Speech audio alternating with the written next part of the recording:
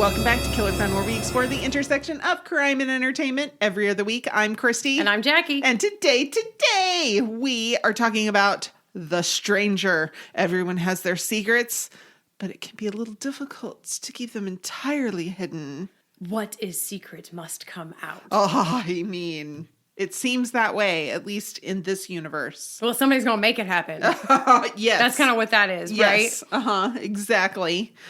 British and intriguing. It's an utterly bingeable show, but should you? Well, we can't really tell you whether you should binge it. We cannot make that call for you, but we can look at some of the fascinating information that this episode brings up. Yeah, let's dive into this because it was a really interesting episode. A little slower pace, and yet I was still kind of in it. And also a nod. I was able to look at my phone a little bit here and there and not lose it. And so, you know, in this day and age, you kind of just need that sometimes. Yeah, you just need a show where you can still get what's going on if you're doing other things. Yeah, like if you get a Facebook message and you're gonna look at that. Scroll a little Insta. Yeah, there you little go. Things, every once in a while. Yeah. I promise it's not checking email for work because I'm way cooler than that. Not. All right, the cast. So I'm just going to talk about a few people because there are a ton of... Oh my gosh. There's so many characters. There's so many. So Richard Armitage is Adam Price. He's probably best known as Thorin in the Hobbit trilogy, but I would never have recognized him because in the Hobbit, he's got long hair and a full beard.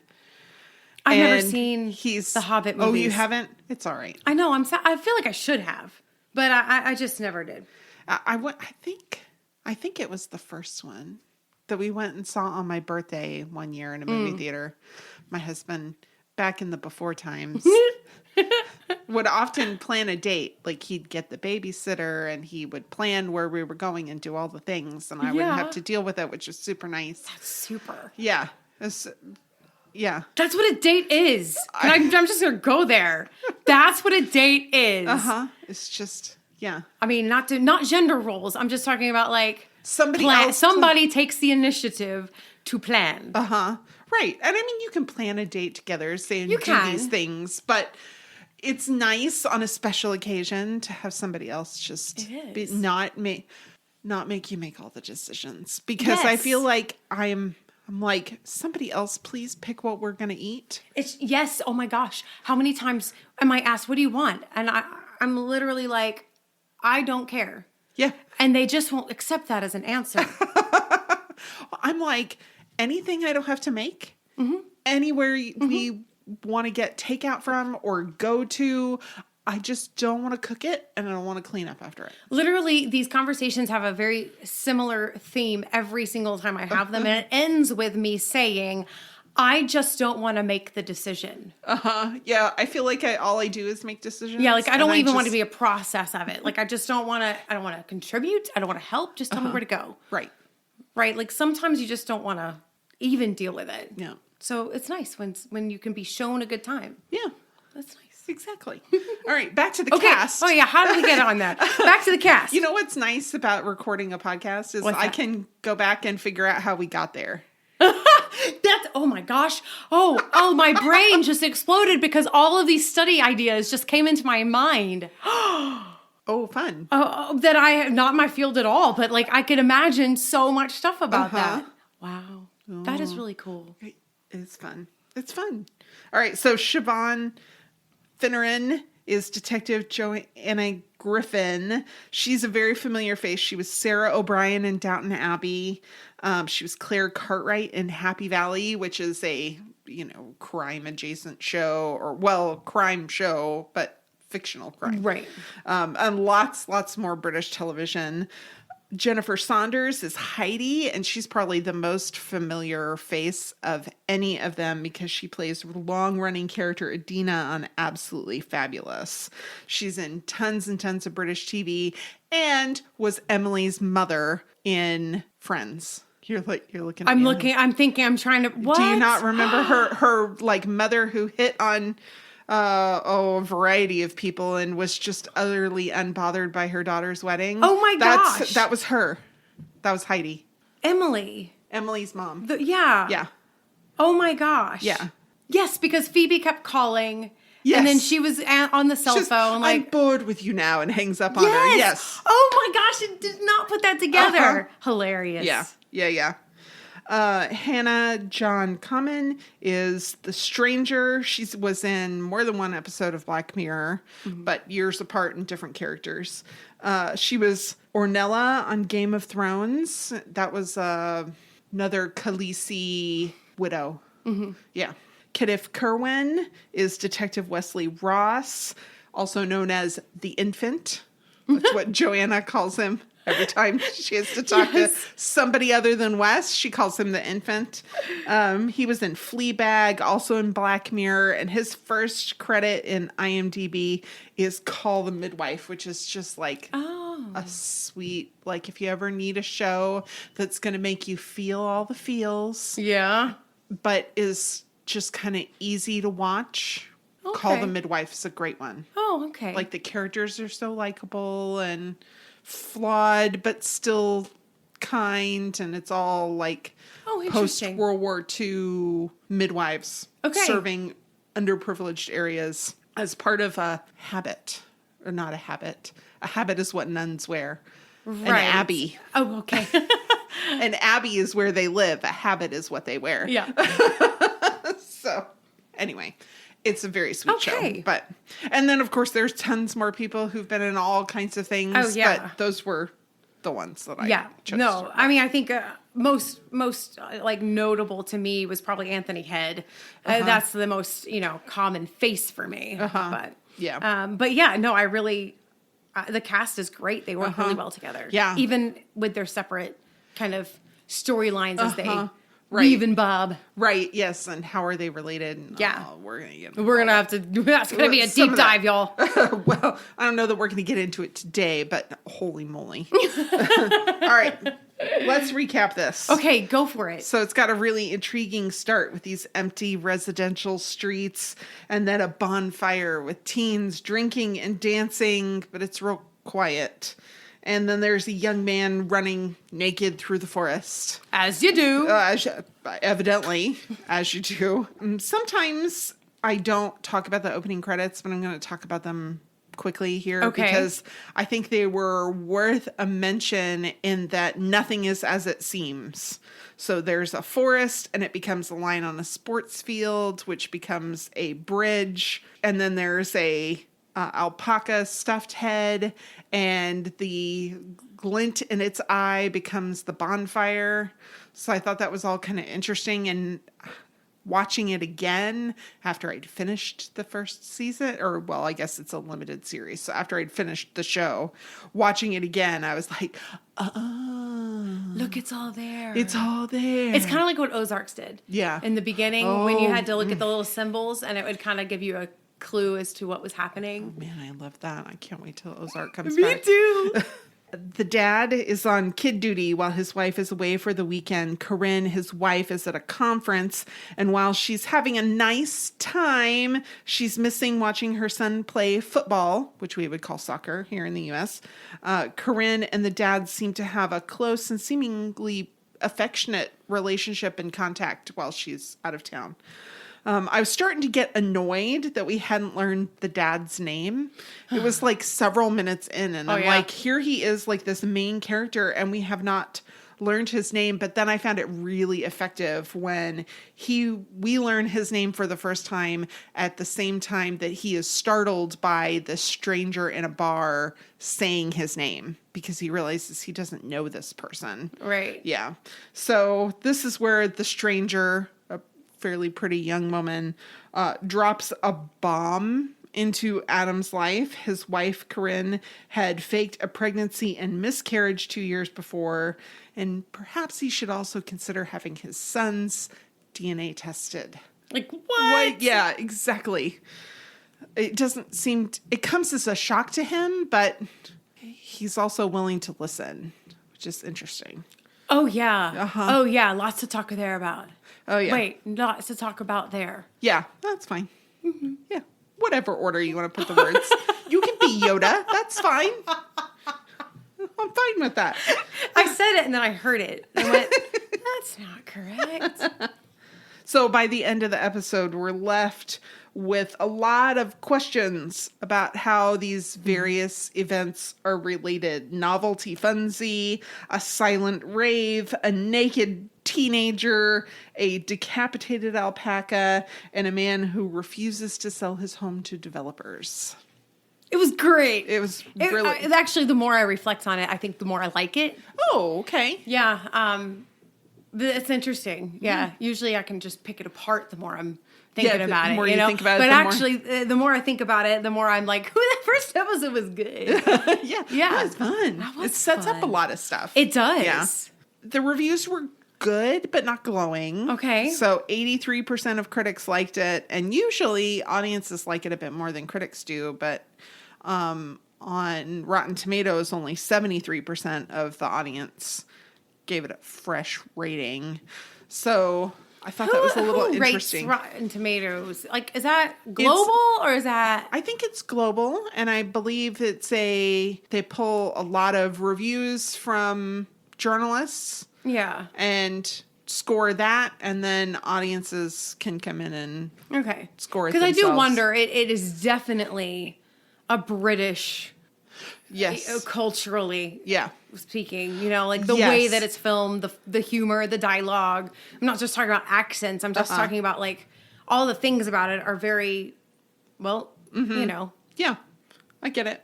And so I just thought, well, I wonder if some of the reviews are like, well, because Americans may not enjoy it as much. I don't think so. Okay. Because I'm going to tell you, because I think critics tend to rate it after 1 to 3 or 4 episodes.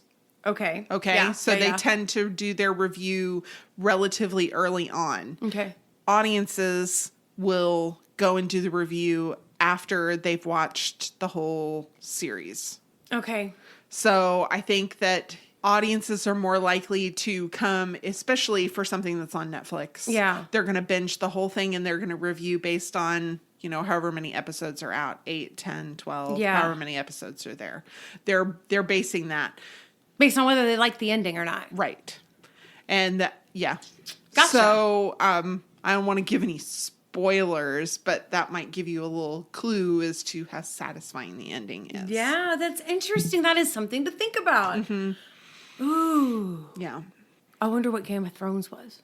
Because if people hated still the ending. I would say still overall positive.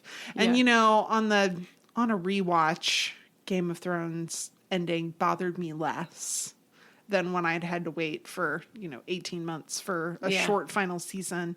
Yeah. And then I felt like they rushed things, but whatever. Whatever. Anyway, so Anthony Sweeting of the Arts Desk said this is the kind of show where you keep saying, this is ridiculous, but end up watching it all anyway. Which I'm like, okay. Okay. That's fair. And then Paul Tassi of Forbes, he gave the headline, Netflix's new mystery is too tangled for its own good. A beautiful, mysterious stranger appears out of nowhere to tell family man Adam Price a terrible secret about his wife. The rest of the pilot reads like an episode of Mystery Mad Libs between a naked boy in the woods and a headless alpaca left on the street corner. I'm like, okay, that's fair. There's a lot going on in the first episode. There is. I mean, it's like it's the beginning of all the threads that are going to get braided. Really. I mean, you just... Right. It's all the little pieces and parts. Yeah. He went on to say there are too many twists where they don't feel particularly clever. They feel like they're twists for the sake of their own existence. A little fair. Yeah, you think so? A little fair. But, I mean, I say that, and it's like I don't like it, but I did like it. I enjoyed it. I enjoyed watching it. And Decider kind of felt the same way. There are more characters. It feels like a lot. And we're getting the feeling that the storytelling is going to get thin in order to cover them all, or some of these characters are going to be underutilized. And I was like, okay, also fair. But they still went on to say, stream it. Yeah. Yeah. Okay. I mean, I get where they're coming from because I think in a different format, you would see all these characters, but you would see them in due process from one person's perspective as they continued and the story unfolded. And instead, we are a third person. We get to see the whole thing as it unfolds. Right. We get to meet characters where they are and find out what led them to end up being in this person's life. So you're seeing a lot of like crossroads. Yeah. And so you get to kind of figure it out as you go along, but so there's going to be characters that are underutilized, but that's true in any show. We're just getting to actually know some side characters more than we typically would. Mm-hmm. Yeah, you are. You're getting to know some of the side characters a little better. There's also some misdirection, which is part of the fun. Well, and that's part of life. I mean, it's the journey. Like, we're watching it unfold without really knowing a lot of extra. Despite being told so much extra, there's still things we don't know, and we're still getting the misdirection. Yeah, so that feels very true to life. Okay. Right? Like when you're trying to figure out something and you have all this information, and yet still you can't really quite figure out what's happening. Right. And it's like, no, I want to be the intelligent outsider. I want to be Morgan Freeman in this situation. But no, we're not. Right. It's based on a book by Harlan Coben, which is why it says Harlan Coben's The Stranger. It is a little different than the book, though. Mm-hmm. In the book, Cedarfield is in New Jersey. Okay. Not in northern England. And in the book, The Stranger is dropping bombs all over the country for Centraveller.com, talking about where all the things were filmed. But it also talked about some differences between the book and the show, and that the stranger is a guy in the book, not a woman. And he's dropping bombs all over the country, and here it's just all in one community. Yeah. Which I'm like, okay, it could have been more confusing. Yeah. Right? All right, we're going to take a real quick break. We'll be right back with Is It True, Psychology Break, and Real Life after this. So here's how it works. Christy wrecks her search history. Hey, NSA, we promise it's nothing more nefarious than a podcast. To find out what's true, some of the psychological motivations behind the characters' actions, and real-life applications that relate to our topic. I have no idea what Christy decided to look up. Could be the same thing that captured my curiosity or something I never thought of. Is it true? So can we visit Cedarfield? No. It's not a thing, huh? It's a fictional place. Well, bummer. It looked cute. Yeah, it did look really cute. I would like to visit there. Yeah. But it was cute, but it's also pretty, like, affluent. So I feel like... I mean, affluent. Yeah. Hello, silent rave with true wireless earbuds. Okay, so that's the thing we're going to be talking about right now. Please do.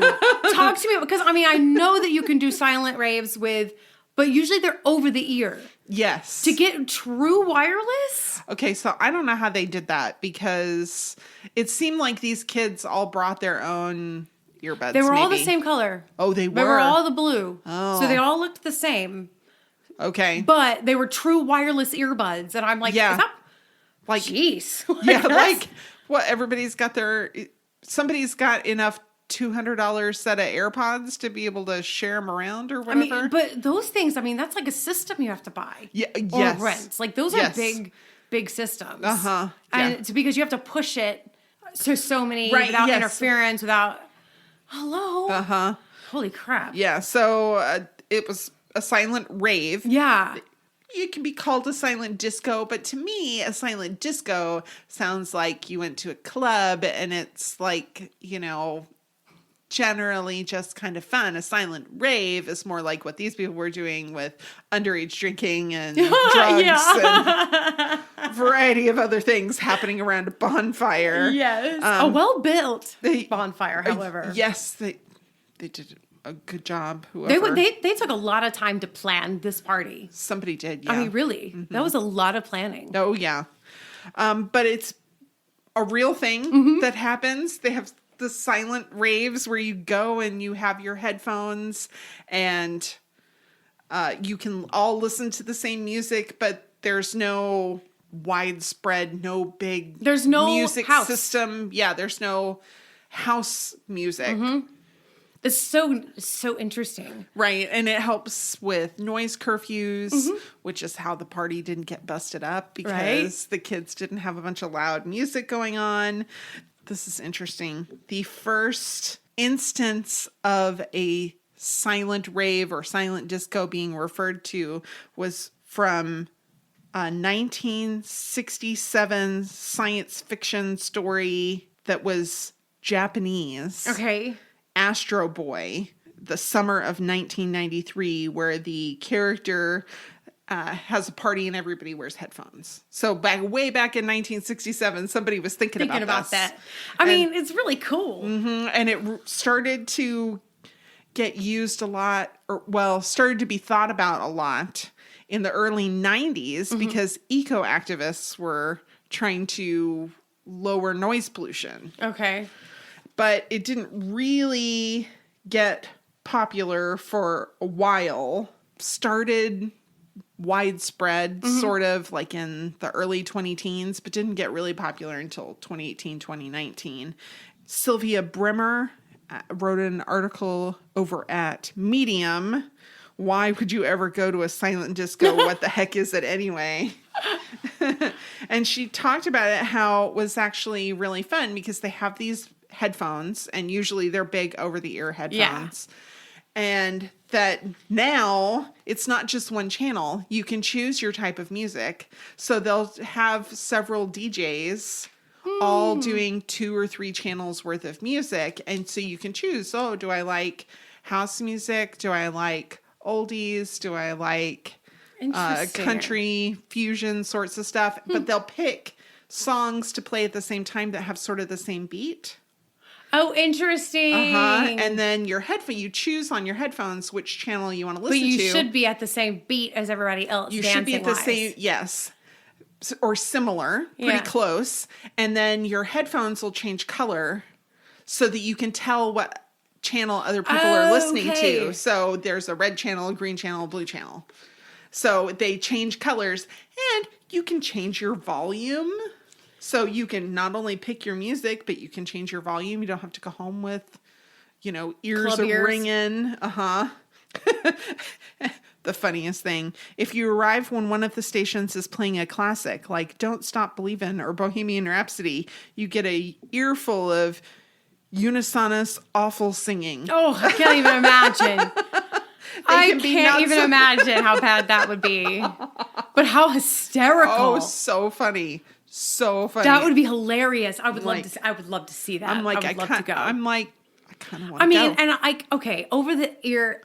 All right, everybody go fight me with this, but over the ear sounds better. I don't care who you are. Oh, okay. In ear, not my thing. I have them and they're great for little things, and but I'm talking about like if I want to listen to real music, I want some true over the ear headphones. Okay. I do not like earbuds. Okay. It's the spatial thing. It it clogs it up, right? And so and I'm going to get crucified by every musician out there who is like in-ears. And I'm like, I hate in-ears. Oh. And I functionally, I get it. But like the seal, I hate how that feels. Oh, I don't like the ones that are sealed. That's why I like my AirPods or my ear. That aren't the pros, earpods. That aren't the noise canceling. I can't stand sealed ears. It like hurts my brain. Like I don't like it. I don't like how it feels. They never stay, so it's like sealed, not sealed, sealed, not sealed, and like, oh my gosh, I can't stand that. No, I don't really. It's not my favorite. No, but a lot of people really aren't bothered by it. Right. Yeah, I get that. So I always, even with my musicians in ears, I don't let it seal. Okay. So I get fair. Air. Yeah, get a little ambiance. Yeah. Well, just I don't know. Like, I don't know. Well, okay. I do have like weird sinus problems. Okay. So I do wonder if that's actually my issue. Oh, because it all depends. It depends on what I'm listening to and why. Yeah. So like editing, I need like earbuds because that's how most people listen. So I'm trying to edit and get them closest to the user experience. Yeah. So that's kind of a different thing. And then I feel like I hear nuances better if I'm preparing for my other podcast. So if I'm listening to music for that, I feel like I I get a little more of the nuance, but I don't like the ones that seal. Mm-hmm. So, but if I'm just going to like listen, over the ear is great. Oh, so good. Like if I just want to enjoy that. For real. And yes. And my son agrees with you.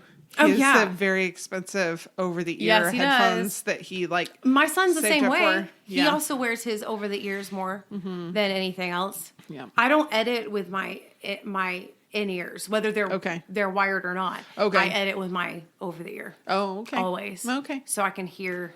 Yeah. So you get the larger full experience. thing. Yeah. And I don't feel like it's well, so we're tight. editing different things. I'm editing voice mostly, and you're doing a lot of music and things, right? A lot of voice because I'm editing a whole service of church. Oh, so it okay. goes, it stems the whole thing, right? So I do think that the over the ear helps me to transition from one to the other, make sure that the whole thing kind of feels mastered correctly for what it is. But but yeah, with the music, I definitely. But and the speaking, I don't have to worry about it as much. But yeah, I don't know. Like in ear just kind of hurts a little bit.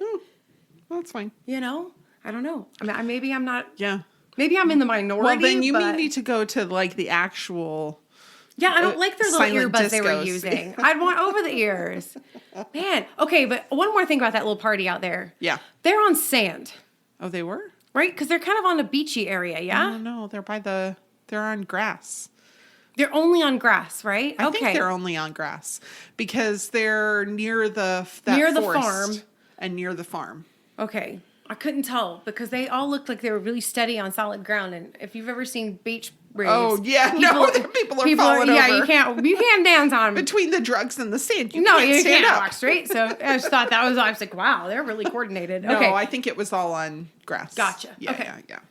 So Adam works with Derwent Bank to get more information about the charges on their credit card from Novelty Funzy, which is something the stranger told him to look for. So can I open an account with Derwent Bank? Oh, is that a thing? No. Derwent Bank. I did not think so. Derwent Bank's a hotel. What? Yeah, TripAdvisor. It's That's so funny. 4 out of 5 dots rated on TripAdvisor. It's like this British house funny. That's big, which I thought was really funny. That's hysterical. So that was like an Easter egg for people who knew that. Probably. Oh, yeah, I cute. think so. So detectives Wes and Joanna have an uneasy but friendly relationship, and she routinely calls him the infant. And he teases her that not only could she be his mother, but technically she could be his grandmother. And he's not wrong. He's not wrong, because there was a woman who became the world's youngest grandmother in 2014 at the age of 23. Ooh, dang. Yes. She is in Romania. Ooh. And she gave birth to her daughter after she got married at 12 years old. Oh. And then her daughter, she said, I hoped she wouldn't follow in my footsteps, but she did. And her daughter had a son at 11 years old. Oh. Yeah. So here she is, 23, and a grandmother. But that's part of their culture. The culture is a Romanian gypsy culture, and marrying young is normal. Required. For them. I wouldn't say it's great. But, that's a whole rabbit hole, but we're not going to go down there. We're not going to go that way. No, because that doesn't really have anything to do with the stranger. No. But can you really buy all that stuff to fake a pregnancy? Okay, yes, let's talk about this. What did you find? Because I am like, I'm sure that stuff exists like this, but at least at prop houses, obviously, for like industry. Right. But like, what about, yes, talk to me. So fakeababy.com, you can basically buy all of the stuff. No. All of it. And it looks legit? Like it's like legit? Yes. Until he looked at the ultrasounds. Yes, and that's when he noticed. And compared them to the ultrasounds from his older children to the ultrasound that his wife had shown him. And they didn't quite match up. They didn't have the name of the hospital and all of that stuff, which... why would they do that? But you can buy fake ultrasounds, prosthetic bellies, pregnancy tests that no matter how you get them wet, always come up positive. Yeah. So you can urinate on them and have it come up positive. You could dip it in your soda and Yeah. have it come up positive, because no matter what you get it wet with or how you get it wet, it comes up positive. And now, of course, all of this, they say it's for pranks. Yeah, practical pranks. jokes. And I'm like... Or props or... They don't even talk about props. Really? They always talk about them as practical jokes. Okay. And I'm like, that's not funny. It's not funny at It's all. really not at all funny. But yeah, you can get it all. If you really feel like you need to do that, please don't. Wow. Please don't. It's not a funny joke. Just like really on just not. I was just, you're going to have to say 1st, Friends. Huh? Oh, no. No, Okay, was I gonna thought you say were thinking the same thing I was. No, I was thinking April 1st, a lot of people will joke that they're pregnant. Oh, and yeah. I said, it's in poor taste. Don't do it. Don't do No, it. what about Friends? When Rachel's pregnant and they retake the test and it's negative. Oh, And Phoebe it's negative. says Yeah. it's negative, and Rachel was like, sad. How am I so sad about something I'm not gonna have? And da da da. And Phoebe's like, oh, are you sure that, like, you want this? And so Rachel was like, yes. And she goes, well, because it's positive. Yeah. Oh, well, that's good because it's positive. Yeah. Are Like, you sure? Well, yeah, I lied before. I lied before. And Rachel goes, oh, that's a risky little game. Oh, man, I love that show. I know it does. I know it's problematic in some Oh, areas. I know, of course. I still love And it. I still love it. I still love it. All of the sources that we use to inform our discussion here on Killer Fun Podcast can be found on our social media. Join us on Facebook at Killer Fun Podcast, exploring the intersection of crime and entertainment. You can find us on Twitter at Killer Fun Pod, or you can send us an email at killerfunpodcast@gmail.com, and I'd be happy to share a link to whatever information you're looking for. We love to hear from you. You might learn a little something too. All right, so psychology break. Okay. Boy, they were really worried about Crappy.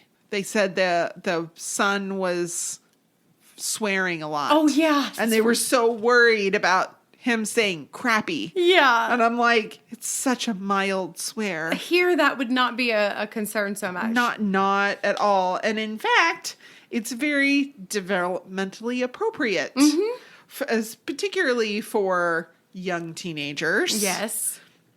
Healthychildren.org says that it is a normal middle childhood, early adolescent phase that children go through. Minor swearing when you're frustrated is normal for all ages, pretty much. Don't wash your children's mouth out with soap. Don't do that. Don't do that. It's not helpful. They're not going to go blind, but still, it's not okay. It was so poisoning. Oh, jeez.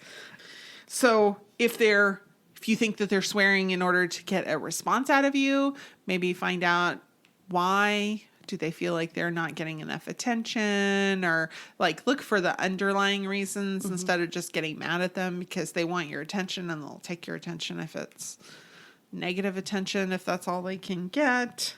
And that while swearing can be a sign of emotional disturbance, in and of itself, it is not a sign of emotional disturbance. Like, No. if all they're doing is swearing, that's not a sign of emotional disturbance. Now, Yeah. if they've got a lot of other things going on, so a lot of chronic lying or other things happening in their life, it could be a sign of it.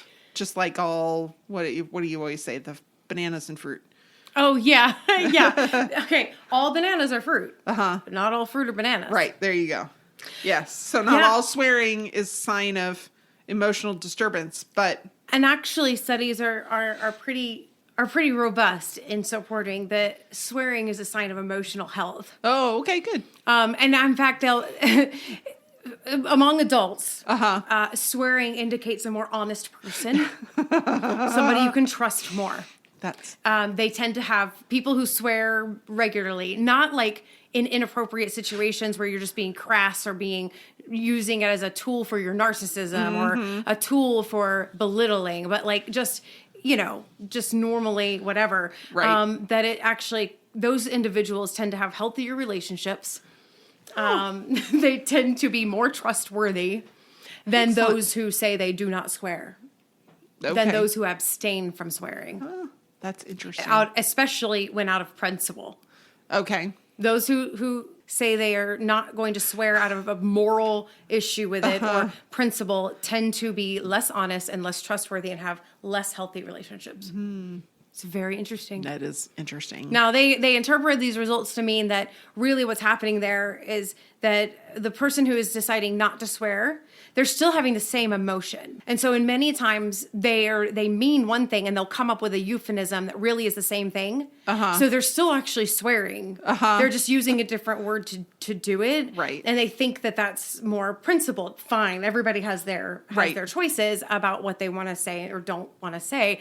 But in that, a lot of times they're suppressing or acting like things aren't bothering them, or they're trying to make it less of a thing, or they're trying to cover it up. And it's indicative of just general kind of white lies, everything's fine. Oh. Right? And these kind of things, which brings toxicity because you're never really being honest in your relationships. So if you're consistently pushing it down and acting like you don't need to swear, you're lying. I mean, everybody needs to swear sometimes. Yeah. Now, if you choose different words, fine. But also, where else are you just choosing not to say the actual thing? Wow. Right? And so it's a very interesting dichotomy, which, for in our country, especially with a lot of Christians who would probably stand by this, I don't want to swear, it makes you look less intelligent argument and stuff. It's kind of like, well. Yeah. Does it though? Yeah, does it though? And frankly, if you say fudge, I know what you mean. Well. And so now you just look ridiculous. Right. Right? Like, so say crap or say something, choose something. But if you do like the whole, like, just twist it a little bit, that's almost more indicative to me than if you just said crap. Right. Or something that was just, quote, less crass. Right. Like, choose a less crass kind of exclamation. Right. But by choosing this euphemism, you've kind of shown... Yeah, I'm thinking the word. I'm just choosing not to say it. Right. Yeah. And I mean, it's not the same thing with like the word shoot. It's kind of become so colloquial and ubiquitous that maybe that doesn't have it. So maybe a fudge did become as normal and common as shoot. Who knows? Right. But the studies obviously can't tell you individually like who's a good person or not. Right. But the point is there's a very interesting trend there with swearing. It is interesting. Well, and you should talk to your children about swearing. And it's some helpful hints from Common Sense Media talking about how you should talk with your children, but it's also helpful as an adult. To remember there's a time and place. Yeah. Maybe not in front of your grandparents who find that offensive. So, expand your own vocabulary. And that can be maybe being more concise with your language and being more expressive rather than cursing for the sake of cursing. Maybe you have a little more precise language to get across your point, which is always fine. And not to forget that words can hurt, that sometimes in some contexts fine to use curse words, but not at other people in anger, because that is not helpful. Yeah. It would, and really, one of the things that I told my kids was some of the harshest, most awful things ever said to me didn't have a curse word in it. Exactly. Because it's really about intention. And you can curse somebody with a lot of different words. And we can look at different cultures and see what is a curse word in their language versus our language. And you start to see, really what we're saying is not don't cuss, right? We all have our cultural norms about certain words, and we should be aware of those because we've decided that they're like too crass for this situation or that. But at the end of the day, I mean, don't curse people. Right. Yeah, exactly. Just you know what I mean? Just don't curse. And that can be using a crass word or a really kind word, very ugly. It's kind of like the phrase we joke about a lot, bless your heart. It's either the most ugly, awful thing somebody says to you or the nicest, kindest thing. English is an intention-driven language. Yep. You can curse me by saying bless you. That is so true. So true. All right, so there are some pretty intense lies that are exposed. Yes! Particularly between Adam and Corinne. You might be able to tell if your spouse is lying. Ooh! verywellmind.com. Basically, they tell you that a study found that people were only able to accurately detect lying 54% of the time in a lab setting. So it's difficult to tell. It all depends on the person. They talked about some of the reasons why people lie. Some of the reasons why Corinne did was fear of rejection or losing their spouse, postponing having to make changes in lifestyle. I would say both of those things probably played into what was going on there. And then there's a lot of things that might indicate lying, or just might indicate an uncomfortable conversation. Avoiding eye contact, hesitating, being vague, defensiveness, perspiring on the brow if it's not a warm day, which I'm like, that would never happen in Texas. It's always warm enough here to perspire. You just sweat all day. Nobody knows.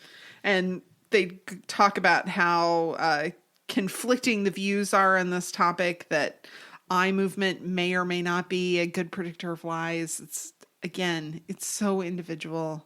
It's very, you have to do some deep dives to really understand universal sort of micro expressions and things like that. That's like, you can't just, it's just not universal enough to say, oh, well, if they look down and to the left, right? Yeah. It's not enough. Exactly. There might be some trends that you can see overall, but applying them to an individual situation takes a much deeper dive.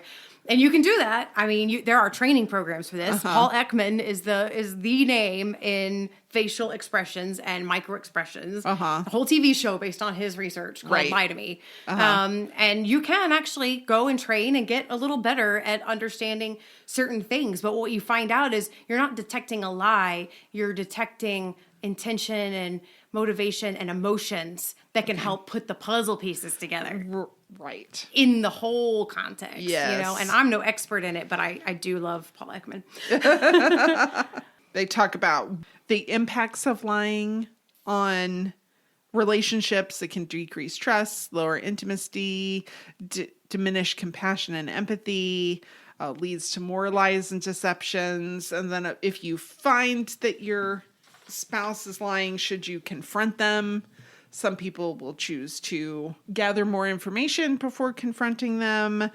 Some people want it all out on the table right away. They don't want to live like that. But you have to consider, if you're going to confront them, are you ready to deal with the ramifications of that?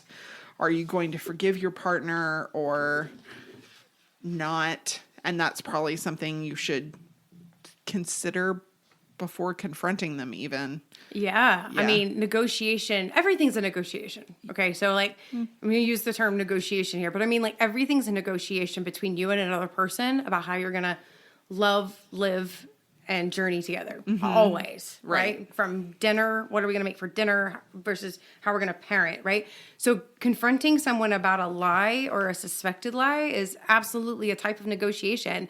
And so in negotiation, there's this term called BATNA, and it stands for Best Alternative to Negotiated Agreement.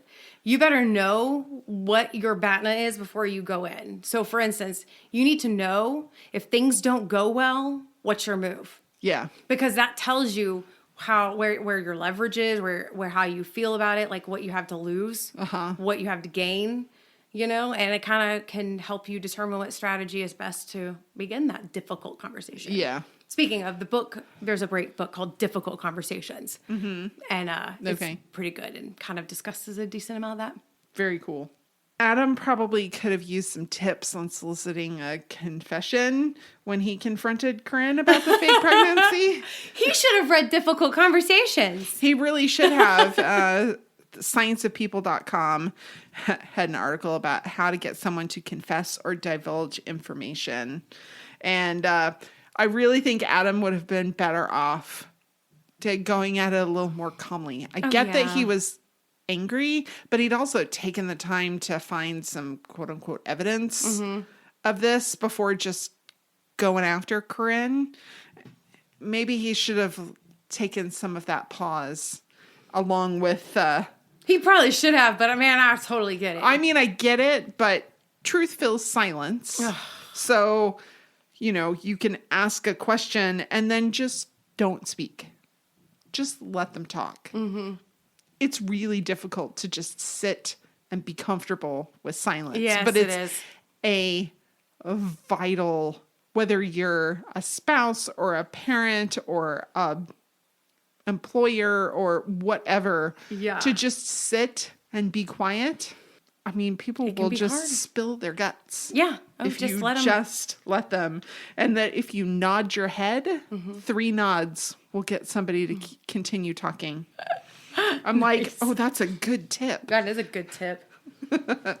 This one, I think Adam really should have done. Minimize the significance. Empathize with the person you are speaking with and make the wrongdoing sound like no big deal.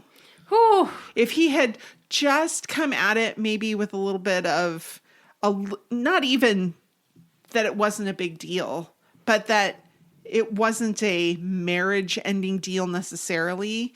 If he could get some more information out of her, you know, if she was willing to come clean, it might have been, she might have been a little more forthcoming with some of the information. Maybe so. Like, somebody told me this and I'm curious about it. And yeah. Yeah. I mean, you're supposed to do all of these things that are so kind and nice, but in that situation, it's like, oh yeah, justice. Right. Like, well, yes. You know what I mean? Like, you just want to be like, I just mean no. like he would have been well served to actually get the justice. Oh no, he that's was what seeking. I'm saying. Like, it's absolutely, we work against our own best interest, but when you're like in that, you're just like, I don't know. I can't abide by this. Not silence. I'm okay with sitting in silence. What I'm not okay with is not talking. Right. Stonewalling, shutting down. These are things I don't deal with well. Which Corinne totally did. Yeah. She was like, I'm she not shut talking down, to and then she stonewalled. He really chose a poor time. Like, she's getting ready to leave for work. Let's go talk about this. No, like. Here's the thing. All right, I'm going to play devil's advocate. Okay. Because all of the resources for, like, especially marriage are always like, make sure it's a good time. I'm sorry. Do people have that? No. Yeah. When is there ever a good time to talk about anything hard? Well, there really isn't. There's never a good time. There's never a really good time to sit down and talk about it. What I realized was that if I wait for a good time, it's never happening. That's true. I don't know. Is it just me? I don't know. I feel like it's just me. Like, maybe there's just... Yes, but maybe give yourself more time. Not, I'm going to make them late for work. But the kids have gone to bed, and I would say a Friday night. Kids go to bed. You don't have to get up Saturday morning. Oh, see, and that would be a bad time in our house. Really? Yeah, that would be not good. Oh, okay. Yeah. So that's interesting. So, because I get that, because I think that would be my good time too. Yeah. Right? Yeah. Mine would be like, let's have this difficult conversation where we can talk about it and not be interrupted. Right. And not, yeah. But. Yeah.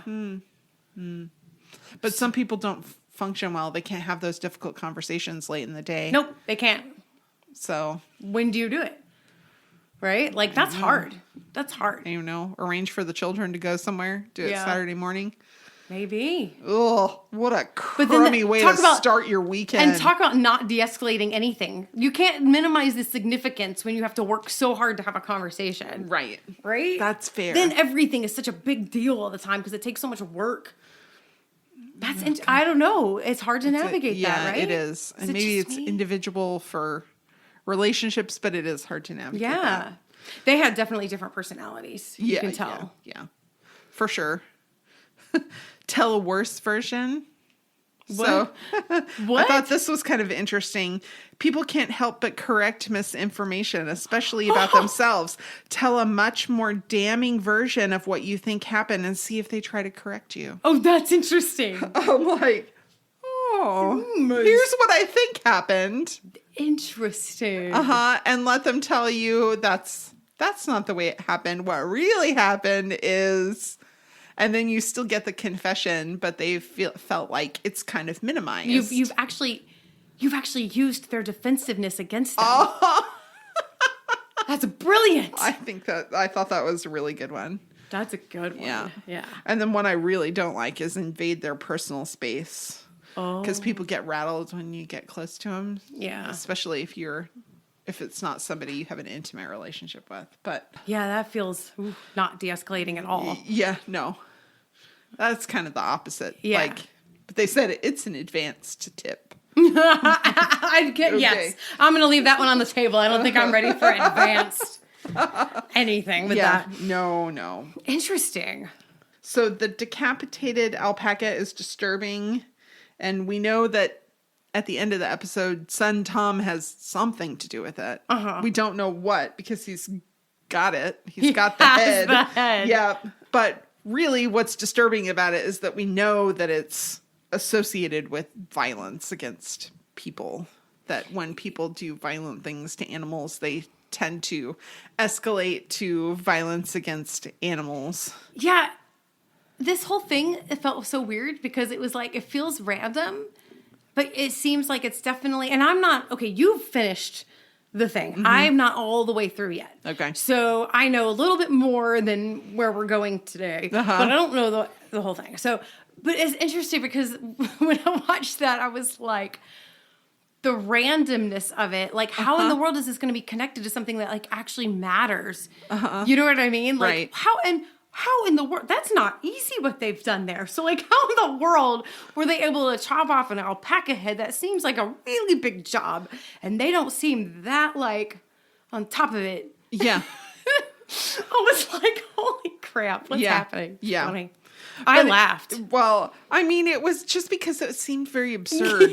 That's it. It was just like you can't quite figure it out. And so lots of serial killers have a history of cruelty towards animals. Yes, it's one of the things that leads to it. But the Independent was talking about had an article about a study that was done, an academic study that was done that found that children witnessing cruelty to animals is also detrimental to their development, and that there's a big problem with domestic abuse in Romania. And there's also a common phenomenon of people being cruel to loose, particularly dogs. Okay. Who are loose in the cities.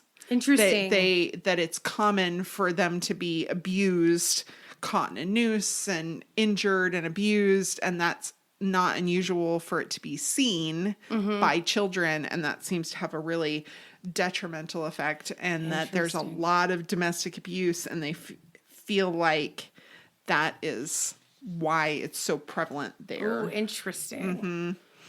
And that also violence against women because they see, the dogs were a nuisance, they brought it on themselves, and that translates to how they treat women. Women are abused because they brought it on themselves. Right.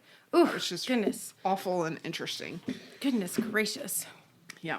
All right. Real life. Real life. Fake pregnancy paraphernalia is the thing that people use to hide surrogacy. Oh, wait. I'm processing that statement. Okay. So what you're saying is if somebody is having a baby, but through a surrogate, they may use the paraphernalia to experience the pregnancy. Yes, to experience it or conceal it. Right, so that others don't know that somebody else is actually carrying the child. Right, yes. Oh. Yeah. What do you think about that? I think it shouldn't be that big of a deal to have a surrogate. Yeah, I just don't. But I don't know. I mean, it's common. I mean, that all of the joke things that people can use to conceal a pregnancy or pull a prank or whatever, they can use to prove that they're pregnant in an office, in an office setting, and for whatever reason, if they want to keep it. But I just don't understand why. I don't know why it's a big deal. I guess it does make it harder to explain. Because in a way, you are pregnant. You are waiting for your child. Right. Even if you're not carrying. So like a man. Right. Is, we say like, we're pregnant, right? In a way, there is certain, how do we say, flexibilities afforded a pregnant lady. And so maybe what they're looking for is because mentally, emotionally, they're going through it, but they're not getting the space that they would if they were carrying it. That's fair. Maybe they feel like if I could just conceal the fact that it's with somebody else, maybe I could get a mental, emotional space I need because they'll give me the physical space. Right. Or the physical flexibility. Yeah. But I do wonder, is it a matter of like... Well, I think it's that they don't want people to realize that it's not, quote unquote, their baby. But, I mean, it could be their baby. Like, it could be your egg and his sperm. Well, yeah. And it's still biologically your baby. But even if it's not, it's still your baby. It's no less your baby. Is it because... than any other way you become a parent. They want to have people they want people to be excited? Yeah, maybe. Like they want to share that, and it's easier to just do it like that than it is to explain the whole situation. So like lying. Or maybe they miss out on it. Maybe they can't, if you can't carry a child. Right. You feel like you want that. You want the experience of like at least knowing what it's like to walk around pregnant, to walk around. Well, and they kind of address that in the... Yes, they kind of later episodes of the show. A little bit. I mean, you're getting all the good parts of it and none of the crappy parts. Right. Yeah. Exactly. You know what I mean? Yeah, like, you can take it off. You can like take it off and it's not going to kick you. Uh-huh. Right? Yeah. No foot's going to get hooked underneath your rib. Heartburn only if you've eaten something that doesn't agree with you, not because you have another little and person. Distributed weight. Like if I'm wearing a prosthetic, you have the extra weight, but you've only gained it, there. You haven't done the whole gain weight thing. Or the whole, like, I'm holding water in my eyebrow thing. And then the weight. Eyebrow, sorry. Eyebrow got me. And then like the weight of the child would be equally distributed in this little prosthetic instead of like, he's over here today. Why? Why is he only on my left side today? Right. And if you've ever done the whole like, no, move. This hip is tired. Like move over here. And move. There's like a whole thing with that. It's exhausting. It's exhausting. I don't know how people do it, so many times. 8 times, I know. 11 times, 20 times, whatever, however many babies a woman can physically have. I just wasn't that gracefully pregnant. Oh, God, right? Some either. people are just so more gracefully pregnant, and that just wasn't me. No, me either. Yeah. Well, and I just never looked pregnant until like the end, and then I looked really pregnant. Yeah, like popped right at the end. Yeah. Yeah. I remember thinking, okay, my second child, I remember thinking, oh my gosh, we're going to Hawaii, and I'm going to wear a swimsuit. This is so vain. And I apologize in advance for everything I'm about to say, but I hope ladies, you'll extend me some grace. All I could think was, oh my God, I hope I'm showing enough to be obvious that I'm pregnant. Oh, yeah. Instead so of just having a beer belly. Right? Like that's all I wanted was to make sure I didn't have, like as if having a beer belly just is like this horrible thing, but I was terrified of it. I just wanted to make sure I looked pregnant. So like, I think I even kind of accentuated the whole like waddle, the whole lean like, back thing. So it was like very clear. I'm pregnant. I'm not fat. Yes. And I was so scared of it. Like why is that a thing? Aww. We should not have to feel that way. No, we shouldn't have to feel that way. But when you're in your 20s. When you're in your 20s. It can be difficult not to feel that way. Yeah. You just didn't want to be. Yeah. Yeah. Ridiculous. That's all right. I already had all the stretch marks from the first child. Right. So guesses were. It's fine. Whatever. It's fine. It's fine.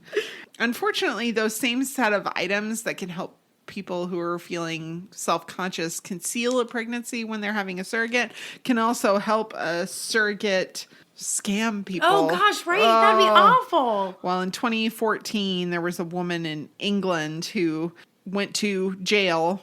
Louise Pollard claimed that she had artificially inseminated herself at home and then used prosthetics to scam would-be parents out of tens of thousands of pounds. So, yeah, lots and lots of money. That in the UK, a surrogate mother can receive compensation for the expenses of pregnancy. So if there's specific things you need related to the pregnancy, a surrogate can be reimbursed for those, but they're not really allowed to be paid. Okay. But she used the money that she got for like car repairs and rent and living expenses. And then one family, she even claimed that she had a miscarriage and scammed them a second time. Oh gosh. Yeah. It was just awful and really sad. And the judge, Graham Cottle, told her, "This is not a case about financial loss. It's a case of two desperate couples being completely taken in by you. Of course, they lost money, but they have lost a great deal more than that. They have ended up heartbroken." Which I'm like, yes. And I guess she just, I know, it's very callous. Oh, well, yeah. What a callous sort of. That's awful. Yeah. It's common for businesses to use a different name on a credit card statement than the one they use on their storefronts, but only sometimes it's up for privacy. So the novelty fundsy that showed up on their credit card was, the bank said that was because for privacy reasons. And that it can be for privacy reasons if you're ordering from an adult store. Right, something that would be. Yeah, that you might not want on your credit card statement, not no adult XXX whatever on your credit card statement. Yeah, I guess that would be like, ooh. But that's actually a less common than just the umbrella parent company being the... Exactly, that it can make it really hard to spot fraud sometimes. Yeah. Or that actually it ends up being reported as fraud very often. When it's actually legit. When it's actually legitimate because the gas station shows up as show number 15 instead of Shell gas station in the city you live in. Or if you use a credit card to buy Coke from a vending machine, your credit card statement might show that as a charge even from a different city or state because it's a vending machine at a rest area. Yeah.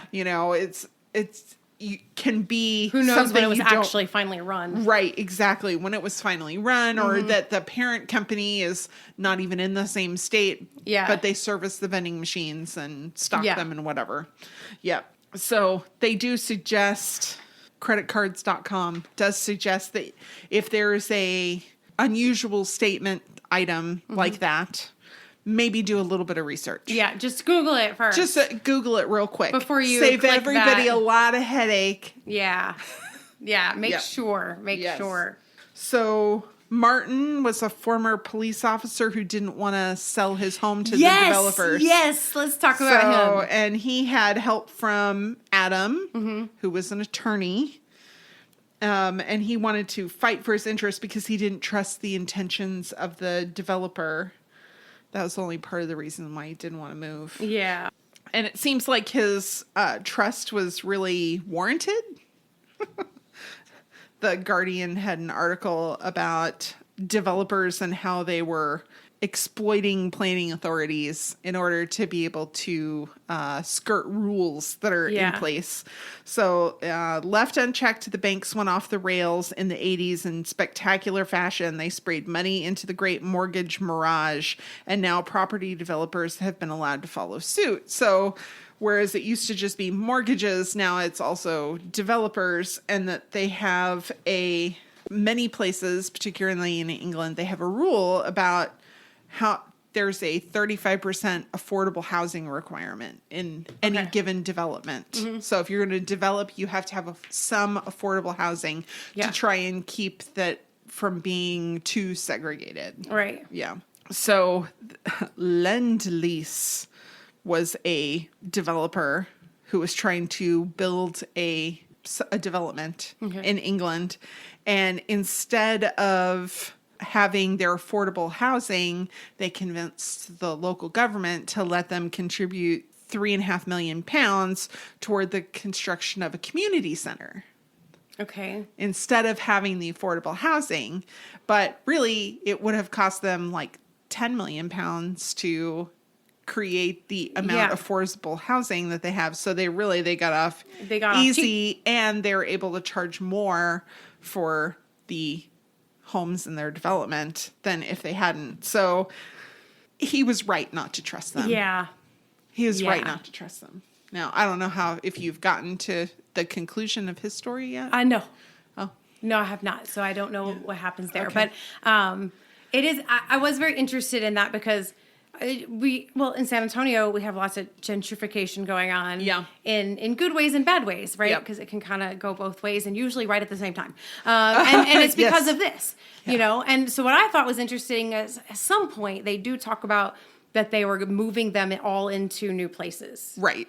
And so I thought that's what we don't do. So a lot of times we Right. don't move people into new places and make sure they're fine before we knock down their house. Right. Or their apartment building where they've lived forever, you Right. know? And then we're wondering why homelessness goes up. Right. Where are they going to go? Right. Exactly. Right? Like, and so that's where it becomes very difficult, you know? So that's an interesting plan that England has with that. Yeah. Because it requires, I mean, I don't know what affordable, it probably affordable is still more expensive than what it was before. Right.